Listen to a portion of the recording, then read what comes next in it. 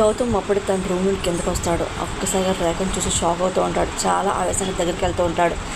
ఏయ్, నువ్వు మళ్ళీ వచ్చావేంటి, ఎందుకు వచ్చావు అని గౌతమ్ అనగానే, ఎందుకంటావేంటి, ఇప్పుడు నుండి నేను ఇక్కడే ఉంటా అని చెప్పి రేఖ అనగానే, అసలు ఇక్కడ ఉన్న విషయం నీకెవరు చెప్పారు అని చెప్పి గౌతమ్ రేఖను నిలదీస్తూ ఉంటాడు.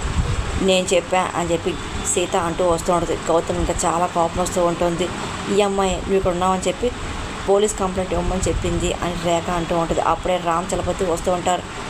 నా ఎంగేజ్మెంట్ చెడగొట్టింది ఈ సీత అన్న మాట అని గౌతమ్ అనగానే, ఇంట్లో ఎవరు తప్పు చేసినా మీకు శిక్షించే అలవాటు ఉంది కదా, మరి ఒక ఆడపిల్లని ప్రేమించి పెళ్లి చేసుకుంటానని చెప్పి మాట ఇచ్చి మోసం చేసిన ఈ గౌతమ్కి ఎలాంటి శిక్ష వేస్తారు అని చెప్పి సీత రాముని నిలదీస్తూ ఉంటుంది.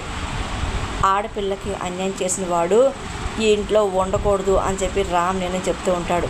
మహాశ్వి గౌతమ్ షాక్ అవుతూ ఉంటారు. సీత ఇంట్లోండి వెళ్ళిపోయినట్టే గౌతమ్ కూడా వెంటనే తన లగేజ్ తీసుకొని వెళ్ళిపోవాలి అని చెప్పి రామ్ నేను చెప్తూ ఉంటాడు. గౌతమ్ ఇంకా షాక్ అయిపోతూ ఉంటాడు.